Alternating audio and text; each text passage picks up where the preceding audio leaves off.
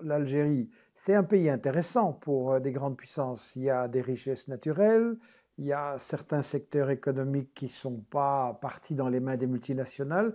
Est-ce qu'il y aurait aussi l'idée de richesses sur lesquelles dont il faudrait s'emparer? Il y a deux dimensions qui sont incontournables. La première dimension, c'est de nouveau la place stratégique de l'Algérie. Contrôler l'Algérie, c'est contrôler la mer une partie importante de la mer Méditerranée. Les mers ont toujours une place particulière. La mer de Chine permet de contrôler une grande partie de l'Asie-Pacifique et ça explique Une les place tensions. particulière à côté des routes du commerce? Absolument, pour les routes, pour les routes du commerce. Et donc, le maîtrise de la Méditerranée a toujours été une préoccupation centrale de Paris.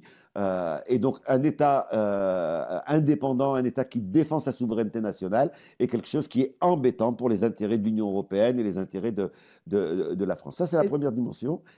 Oui. est-ce que Sarkozy n'avait pas à un moment donné fait un plan pour unir la France à certains pays de l'autre côté de la Méditerranée et faire un peu notre mer, Mare Nostrum? Justement, et de nouveau, on retrouve l'Algérie, puisque le projet de Sarkozy, c'était l'Union pour la Méditerranée, c'était la création d'une vaste alliance qui permettait d'intégrer Israël et donc de le reconnaître au travers d'une alliance économique avec l'ensemble des pays. Et un des pays qui a refusé l'Union pour la Méditerranée et qui a conduit à son échec, ça a été l'Algérie.